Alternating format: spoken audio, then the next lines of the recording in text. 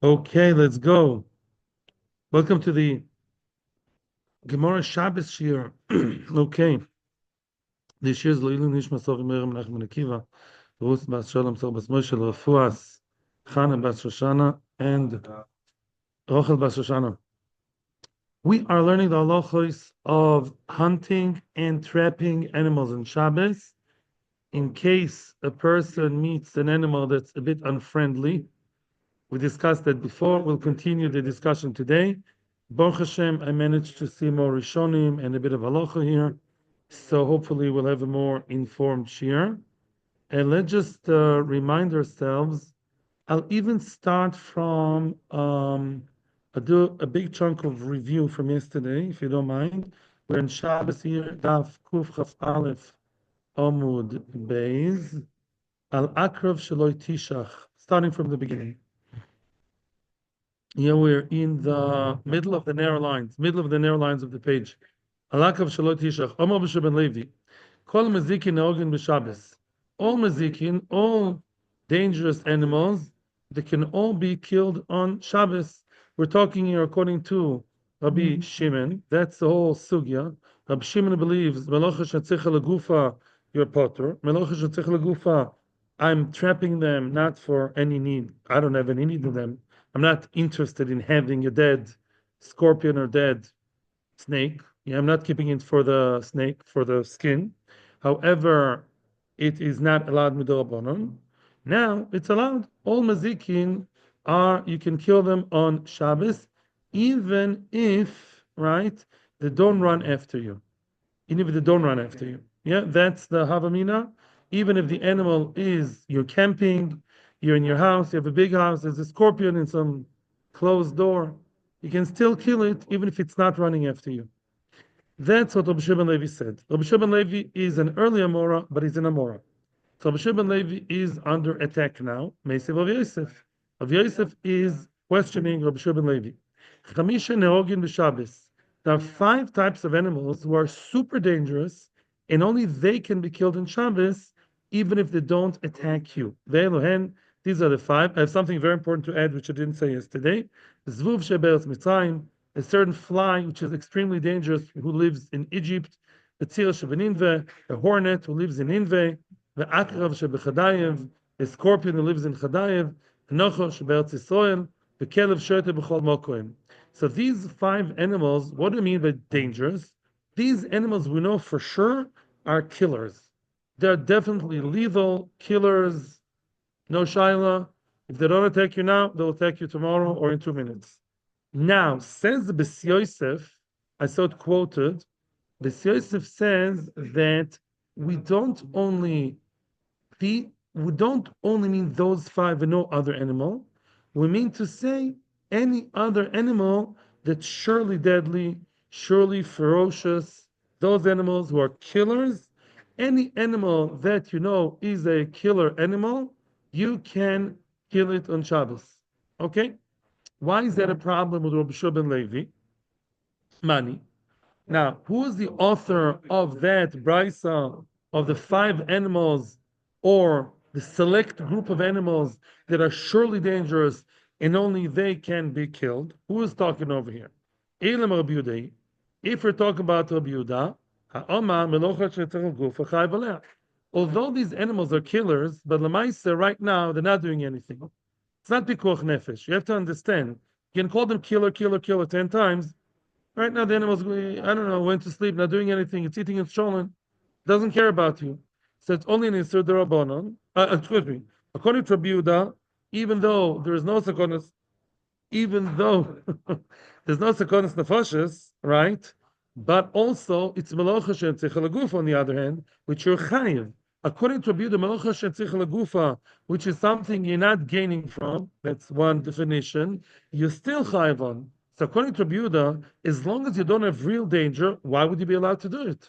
Dangerous, go somewhere else. Close yourself in the door, not the animal. Find another solution. It's an Issa Doraisa. You can't break an Issa Doraisa because maybe that animal will eventually attack you.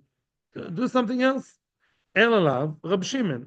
Must be, this brisa is still Rab Shimon's brisa, holding what? Melocha shetzich gufa, potur. The same as in Rabbi Shua ben Levi's case. We're talking here about a situation of no pikuach nefesh and an isser derabanan only. You should know from now on, more or less, these are the two factors. We're talking no pikuach nefesh. The whole page is no pikuach nefesh. Yeah, we're going to hear the words scorpions and snakes a lot. It's not pikuach nefesh, right? Okay. Plus, we're talking malocha shetzech lagufa, because trapping, according to Rabbi Shimon and tzech lagufa, is only midarabanan. Does that allow you everything? No, only five. Only five and a few others. V'hanihu deshari. You still see only these are allowed to be killed. Achrini loi. So again, the question is very, very simple. Let's summarize the question. Dangerous animals, okay.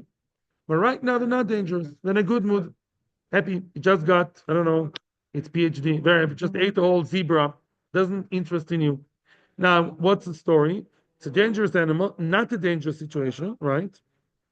And the Isser is the Rabbonon. Because even if I trap it or kill it, yeah, for now we're talking about killing, by the way. Both killing and trapping are in a gufa. I don't need it. And therefore, what do we see? The stira. Yobesham Levi told me that all animals that are potentially dangerous, even though right now they're not doing anything, they're far away from you, says B'Shem Levi, you can kill them, trap them, even kill them. Mashenk in the Brisa said, no, only five, not all mazikin. Question. Simple. Is it just those five and a few more, or is it all the mazikin? Omar Biyumia. Answer number one, which is not really an answer, it's a solution. Says Rabbi Yirmiyah, "Uman ne'eman l'adam mitaratztei." Who told you that this brisa quoted by Rav Yosef? I didn't know that it's a good, real brisa. Dilma mishabashtei. Maybe this brisa is not a good brisa because the only good brisas which are, so to speak, certified, that are really known to be genuine and indisputable, are the one mentioned by brought down by Rabbi Chia and Rabbi Ishia. They were the masters of the brisa. Just like Rabbi Yehuda Anossi by Mishnah, they were for the brisa. If so, this brisa, who brought this brisa? Rabbi Yosef and a Moiro called Rabbi Yosef. I don't think this brisa is right. I support Rabbi Shimon Levi. You're attacking him from a brisa that's not a certifiably kosher brisa. Nothing. Amar Rabbi Yosef. Now, who's the one who brought the brisa? Rabbi Yosef. Rabbi Yosef is taking responsibility over the brisa that he brought down. Amar Rabbi Yosef. Ano matina lo, v'utvina la, v'ano mataritzna la. Says Rabbi Yosef, let me take care of business from A to Z. I'm the one mesnina lo. I'm the one who brought the brisa to the best medrash. Yeah, it's not Rabbi Chena Bereshia, but I know it's a good brisa. V'oisivna lo. I'm the one who questioned Rabbi Shua ben Levi from the brisa. V'ano mataritzna la. Let me do the job. I'll also answer and reconcile the stira between Rabbi Shua ben Levi and the brisa, whether just 5 stars, the super dangerous, or all mazikin. And the answer is very simple. Now, I'm following Rashi in the sugya, a bit of Ritva, not Tosfos, because just let's follow one thing. According to Rashi, the answer is as follows. Beratzu achrov v'divrako. Very good.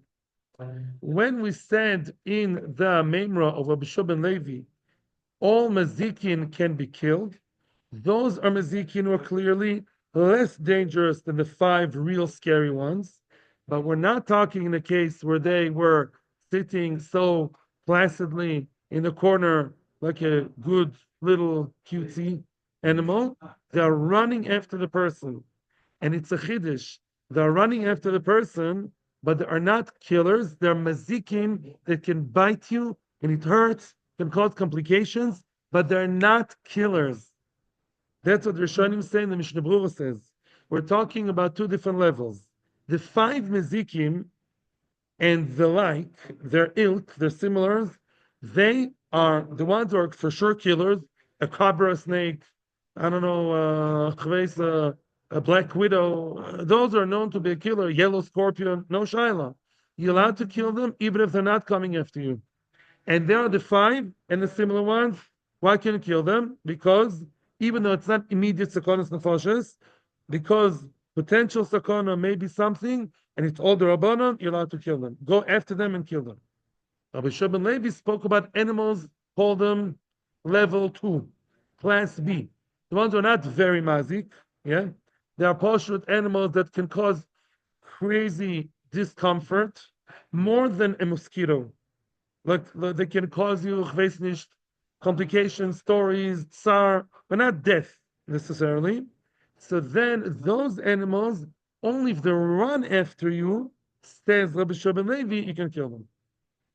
That's the way we organized it till now.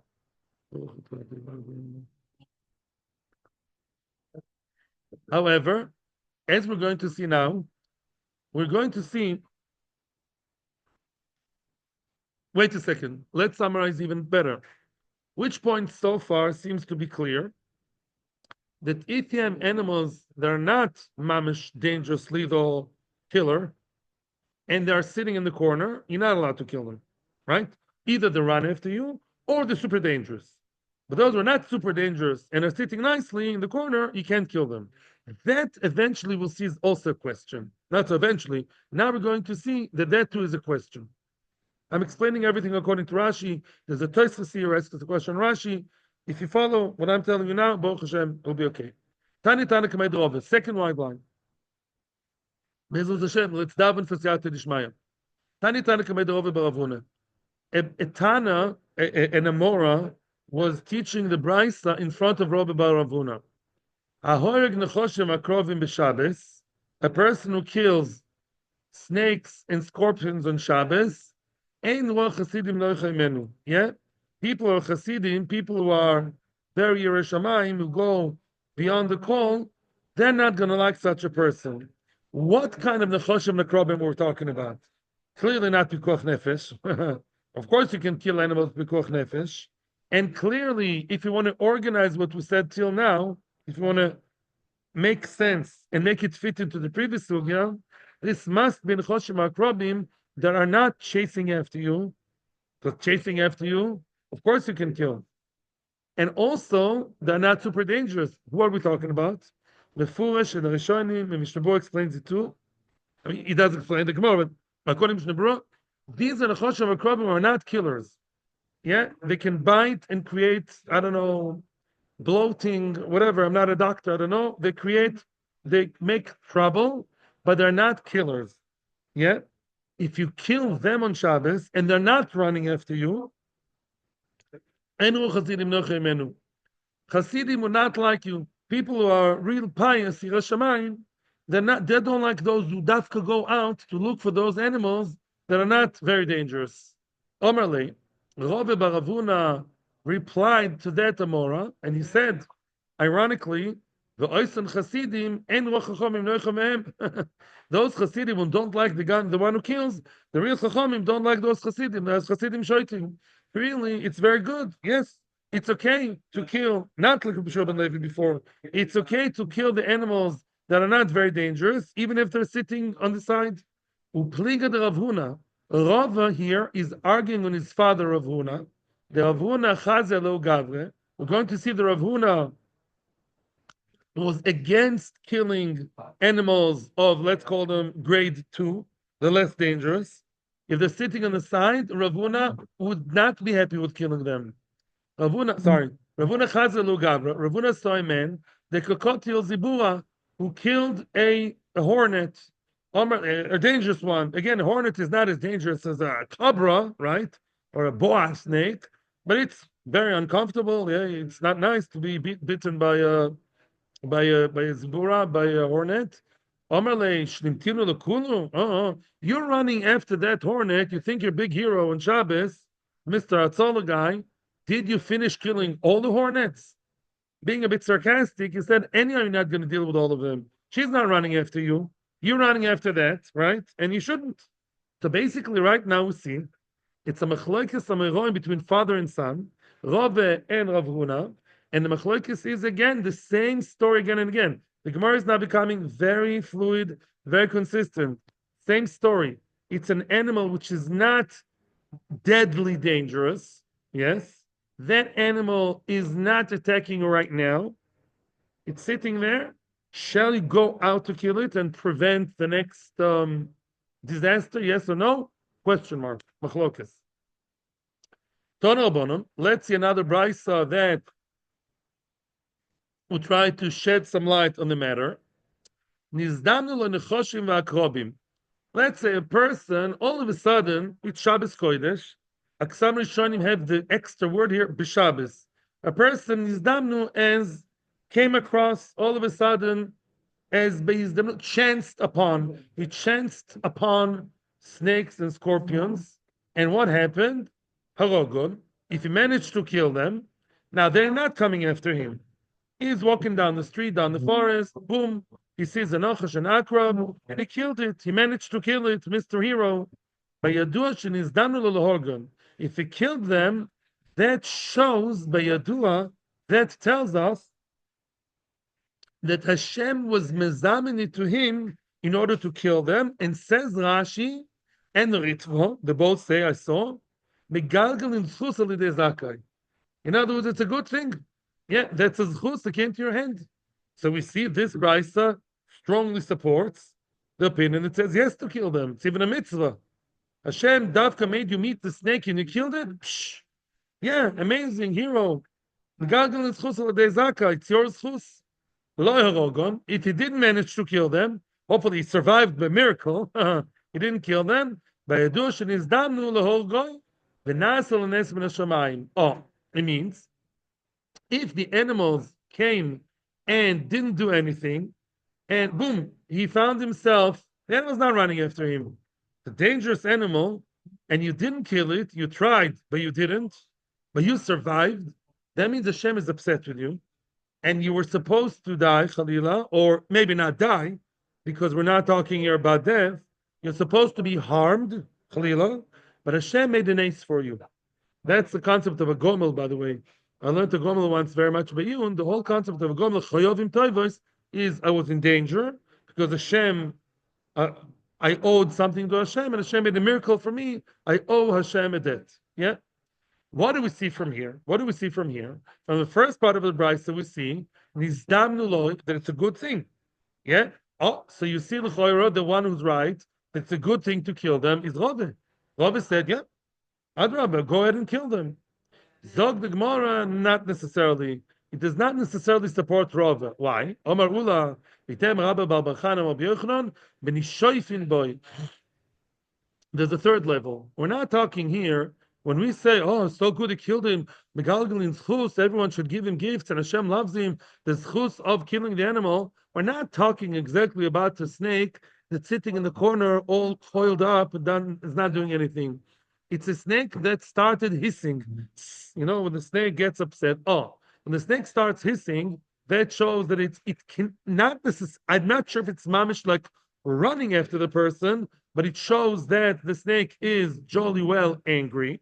And in such a situation, of course, it's a schus to kill him. Nobody argues with that. If the animal is sitting placidly on the side, that still remains a machloikis unresolved. And let's see another attempt. We're going to get to the answer at the end soon. Amar Baba Bar Kahana, let's see a story that teaches the halacha. Amar Baba Bar Kahana, Pamachas, once upon a time, Nofal Echad bebeis hamedrash. One snake fell from the roof of the medrash. Can you imagine here in Ram Loez, Chas v'Sholom, a snake falls from the ceiling. The Amad Nuti Echad, a person from Nut, from Nineveh or Nut, wherever that is, came the Arogo. He was a Jewish person from the town or city of Nut, Nevas, Nineveh, from that place, and he killed the snake. Okay. So, and it was on Shabbos. Amar Rebbe, says Rebbe, careful, Poga boy, kayoitze boy. The one who hit the snake is like the snake himself. The Rebbe is saying something ambiguous. He's saying once try not to move the table, okay, everybody, yeah, because the screen has to be stable. Poga boy, kayoitze boy. The one who hit the snake is himself a snake. What does that mean? Ibailu, what did Rebbe mean by that statement? Poga boy, kayoitze boy, the Shafi Avid. Is he saying good? A snake against a snake? Oh, he's a Ish Chayil. He's a Gibor. He's from Golani. He's a strong guy. Shapir Ovid. In other words, he did the right thing. The snake against the snake. What a mighty boy. So it's a good thing he did it, right? Even though the snake wasn't mamish attacking, the snake's time was falling on the floor. It wasn't mamish going against people, but still it's a good thing to do that because it's an animal, again, that's potentially partially dangerous. We had Kuf Chaf Aleph Amud Beis in the middle of the wide lines. Oiloi. Or maybe he meant, no, he's a snake, he's a Rosho. Just like the first one is a Mazik, so to the other one is a Mazik. Because if the animal is not actively attacking you, A, B, the animal is not really dangerous, just harmful, partially, don't do it. You're not supposed to do anything. Toshma, so still we're not sure. Ay, ay, ay, ay, ay. Same question again and again. At least we're consistent, right? Toshma, the Rab Abba bred Rab Chia bar Abba. Rab Abba, the son of Rab Chia bar Abba, the Rab Zeira, yeah, Havu Yatvi, Akila, the Be'er Rab Yanai. They were sitting in the Kila. What's Kila? I think it's like a sukkah or like some kind of resting area. No, what's Kila? How do they explain it to us? They were sitting in the, I think in the gazebo, a porch. Thank you. They be Rabbi Yanai, thank you. They were sitting by the porch of Rabbi Yanai. Nofak milsa mi benai. They were talking and learning, and they were close to get to the conclusion. One word, one matter came out of the discussion. What was that matter? A question. They concluded the following question. They asked Rabbi Yanai, the host, the following question. Same question asking again and again. Are you allowed to kill nechoshev kor b'Shabbos? Let me summarize it for you. Yeah? If the animal is running after you, even if it's not very dangerous, you can kill it. Yeah. If the animal is super dangerous, yeah, and it's not running after you, even though it's not running, you can kill it, right? The question, you can kill it.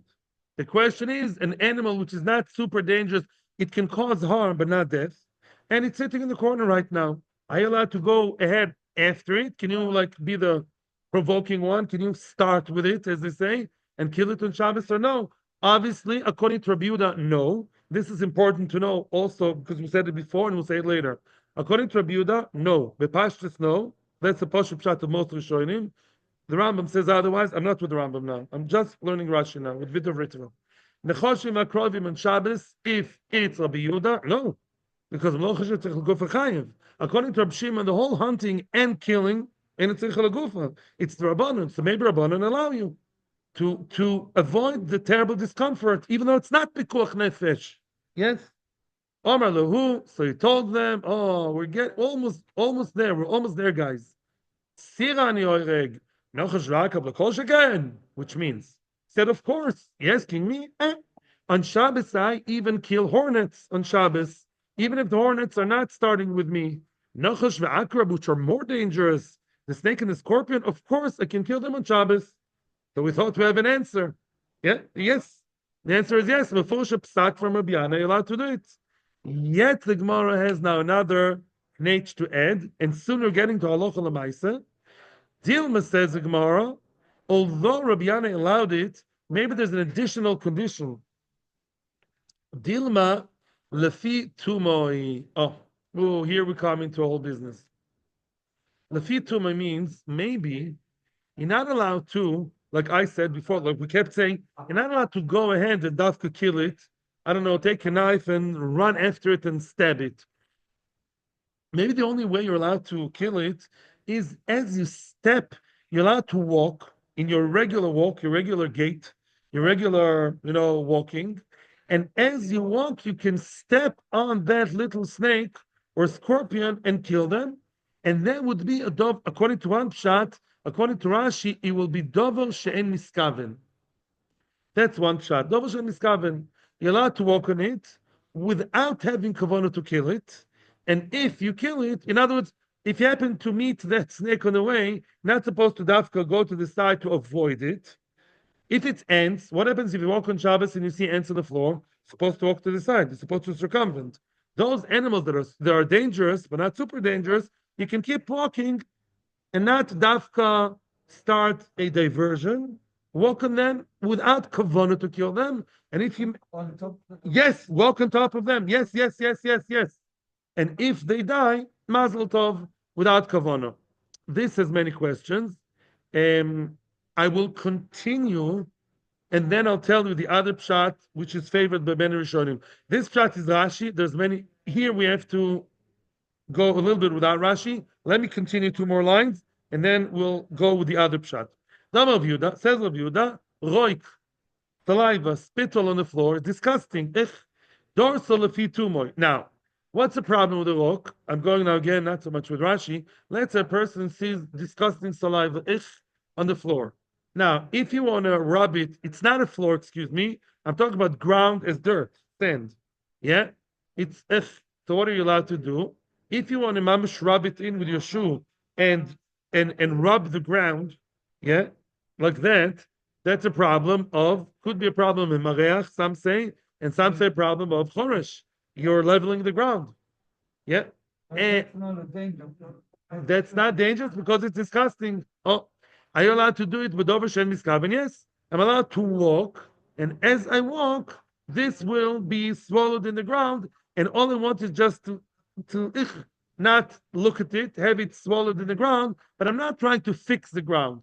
That's a dover shen miskaven, and it's okay. From of sheishes nochosh dosel fitrumoy. Oh, from of ktina akrab dosel fitrumoy. Oh, very nice. Though Rav Shesha says a snake, Rav Ktina says a scorpion. Everyone says that if you do it in a way that is double shel miskaven, it's okay. Many Rishonim don't like this pshat because of many reasons. I'll tell you my own problem. Maybe I'm wrong because I didn't see the Rishonim asking this. Double shel miskaven. Yeah, they do ask this question. Later on in the Gemara, we're going to see a story that sounds like you're allowed to walk without kavanah. Let me explain something very, very, very important, which everybody should know. Double shen miskaven doesn't mean that maybe will happen, maybe not. No, it means I'm really not trying to achieve the malacha. I'm not trying to make the chilul Shabbos. I'm trying to do something else.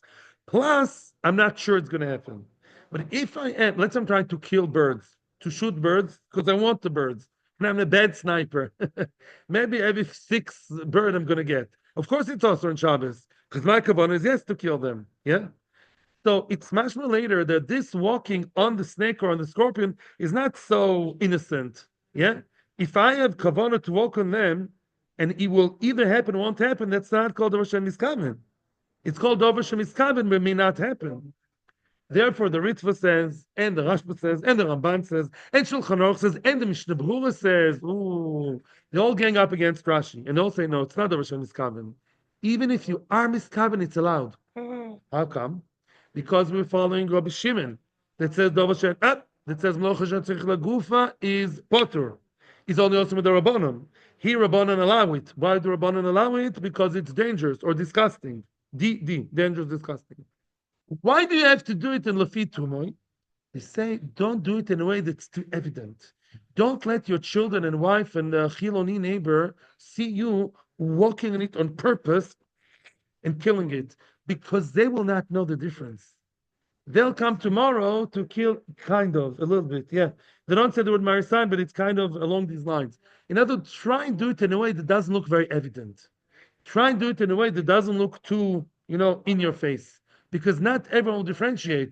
You're killing the snake, which is not a very dangerous snake, not a killer snake. So tomorrow, your less religious neighbor, he'll kill a fly on Shabbos because it's bothering me. No, you can't kill flies. Are you with me? In other words, that's what you're supposed to do it in a way that looks as if you're not miskaven. Play it as if you're not miskaven. So people don't get the wrong idea. But really the kula is not in miskaven. The kula is because it ain't tzricha legufa, following Reb Shimon it's Rabbanon, and it's dangerous, not life and death danger, but very discomfort. This is a general question. Yes. Why do we talk about even going to like a poisonous snake and stepping on it innocently? The snake's gonna bite your heel. I mean, it's like a pasuk of Bereshis. It's like Let's say he manages. I hear your question. Let's say I wouldn't do it. I'd be scared of the snake. We're talking about the small snake. I once went with a friend to the desert with the Shield Zabakar, and we saw a small snake. Some small snakes, you can step on them. I don't know if that's what we did. We killed it in a different way. A scorpion that's small, it's small. You're scared it's going to cause trouble, fear. Your wife will go crazy. You can step on it, step. Crunch. Let's say the reality is you would, enechanami, or you're wearing very strong shoes.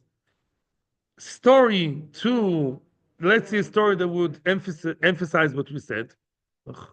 Abba Bar Malta, do Abba Bar Manyumi, same person had two names, have a maski b'dberish galusa zuzi. the household of Reish Galusa were the people who would basically run the show, the leaders of the autonomy of Jews in Bavel. You know that, Reish Galusa. They wanted him to pay the tax, Zuzi. ITU, they brought him to the court of the Reish Galusa. Hey, you're tax evader. המס הכנסה לא עלינו, כמצר עלי, and it was tsar for him. It was very big discomfort for him that they brought him there. Loi and have a shadi roiko. Happens to be some disgusting saliva on the floor in the same, I don't know, courtroom, wherever he was talking to Reish Galusa people. Amal Reish Galusa himself told his servants, I sumana schifu iluye. Apparently, it was what? It was Shabbos. Interesting. Yeah. And on Shabbos, he said, look, says Reish Galusa, there is this disgusting saliva. Oh, balance. So what will we do? We're going to place a kli, an upside down, vessel, and cover it with the vessel because we can't do anything else on Shabbos. Omer Lehu came Abba Bar Menumi and told him, "Lo tzrichisu." You don't need to do that. There's an easier solution. Hachi Omer Rabbi Yehuda, roik dosa lefitumoi. Oh, we just learned the saliva you're allowed to step on. You're allowed to step with your foot, stamp your feet on it, lefitumoi, which means you're allowed to walk on it on purpose. From here, the Ritva proves his point. You can't say people are just walking b'mikra. If you want to clean that, of course you're going to work there on purpose. So must be the reason is why in gufa. If they're doing it on purpose, it's allowed because they're gufa. Omerlu said in gufa is only with the rabbanon. That's what paskin. That's what's allowed in case of disgusting or tsar. Omerlu said the happy end. Said Reish Galusa, Silvim rabbanon shavku. I see there's a Talmid Chacham, leave him alone. Yeah, in other words, Talmid Chachamim not supposed to pay taxes. And now he was a Talmid Chacham because he knows halacha. I'm very impressed with his knowledge. Leave him alone. And I saw in the Dirshu booklet they said something else. B'Shem, I don't remember who. They said that really they didn't believe him originally. They thought he's lying that he doesn't have money. He told the tax authorities, "I have no money, no money." Look, and they didn't believe him. Now the Talmid Chacham is believed. Amar Baba Bakana Rab Chanina. This is not related to what we said before, except for one statement, except for the name. We just had the star of the show, Rabbi Bar Kahana. Now we're going to have more statements on his behalf. Amar Baba Bar Kahana Rab Chanina. Pamoitus shall base Rebbe. Pamoitus are like candelabras that's supposed to have in them neros. Imagine yourself like your Shabbos candlesticks, a nice big candelabra. You're supposed to have candles in there. Today we have glasses in them in the back. In the past they had just oil inside. Mutar al tatal and b'Shabbos. You're allowed to carry them on Shabbos. Oh, now of course we're not talking where the lights are on, where the flames are burning. That's not allowed because it's muktzah and also it may be put out. Also, we're not talking that there was the light that it was lit on Ben Shmoshes. That's not allowed either because it's muktzah Ben Shmoshes. We're talking about candelabras that are what? Never lit before, or at least they were never used this Shabbos. Why can you move them? It's muktzeh. Why? It's kli shemalachtu le'isu. Kli shemalachtu le'isu means it is a kli that's designated for an isur thing, like a hammer, a pen, a nail clipper. Those things you are allowed to move them for gufoy or mekoimoy in order to use it for another use or for its place. You need its space. So are you allowed to move them on Shabbos? Those candles, the big candelabras, Omar B'Zeira depends. Yeah. B'yodoi achas, b'nitolim b'yodoi achas, or b'shtei yadayim. When you said I'm allowed to use it on Shabbos, to move them on Shabbos, are you talking about ones that are lightweight? I can move them with one hand, or do you even allow those that are very heavy? I can only carry them with two hands. What's the difference? I'll tell you the difference. According to, at first I'll tell you the answer, then I'll tell you the difference. The ones that I allowed to move are like the ones of Beis Rebbe, Beis Avicha. What's going on over here? Now, when a kli is very big, very large, and you need two people to move it, or even two hands to move it, it's a big, heavy-set kind of piece of furniture, a kli. According to that, to Rashi, to what the Gemara says over here, it's considered as muktzeh. Why is it muktzeh? What's muktzeh? Muktzeh means something set aside, something which I wasn't going to use on Shabbos. Your heavy Sfarim shrunk, yeah? Your heavy case, yeah, window case, your heavy things, you're not thinking of moving them. You move them twice a year, Erev Pesach and Erev Pesach, to clean. You don't move the fridge. So maybe they're muktzeh because they're so big, they're not considered as clean. They're considered as an uber kli, something too big to be considered to be moved around. And according to Rashi and Echanami, he told them no, only the small ones you can move, the big ones you're not allowed to move. Toisus argues, and Toisus says no. And then Aloch is like Toisves. You're allowed to move a kli even if it's very large. It's still considered to be a kli. So what did he mean by Oisan Shel Beis Avicha? He meant to say that there's a type of pamotos, of candelabras that are made out of many different links, many different parts. Yeah, many different like the vertebrae. They have many different links, many parts, many small parts. You're not allowed to move them because they may fall apart and you may come to reassemble them. That's it's not allowed. The cars, like a car that's carried by an animal, or Beis Rebbe, mutal tatal and Shabbos. They're very big and heavy. You can still carry them on Shabbos. With human beings, you can carry a person in that car. Are you allowed to carry them only if one person carries them? Or even if they're huge and you need two people to carry them, they're very heavy. Is it still allowed? Yeah. Yeah. Which again, according to Rashi, means only small ones you can move, not big ones. According to Taisus, you can move even if they're big. And rabbis were big. Because Taisus holds, and that's halacha, even if a kli is very large, it's still considered a kli and it's not muktzah. Another statement, like a car where people are traveling in. A chariot, like a chariot. That's a good word. Thank you. Bama Baba Bakana.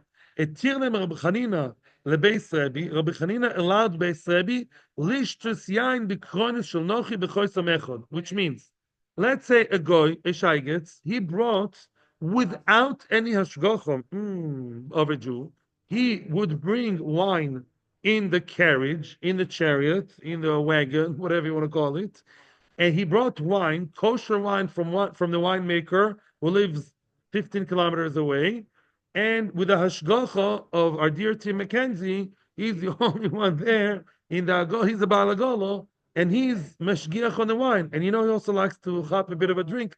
It's allowed even though there's only one choisam, one stamp that closes it, and not two, not choisam but choisam. One choisam is good enough for Beis Rebbe. Why is that? It's really machlokes in the Zohar Lamed Aleph. If wine requires one choisam, you need two choismas, one inside the other. You like stamp and again wrapped up with another stamp. So v'lo yadana. I'm not sure why did he allow them the wine that was stamped and sealed only once. Either because he holds like Rabbi Eliezer, which is a shitan of a Dezorah that says you're allowed to have wine. You're allowed to ashgocha of wine with one choisam is good enough, always. Or maybe really, normally we believe that you need two choismas. Here, the goyim are very scared of Beis Rebbe. Because Beis Rebbe were considered as choshuv, even in the eyes of the wagon driver, of the delivery boy.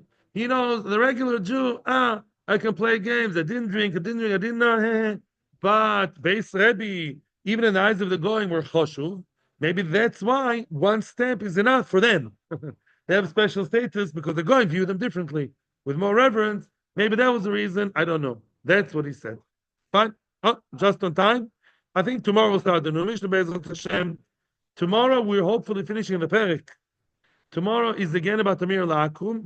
Not a Mir La'akum. It's about, tomorrow we're learning about what if you are or are not allowed to benefit from a loch of a goy that's done for you.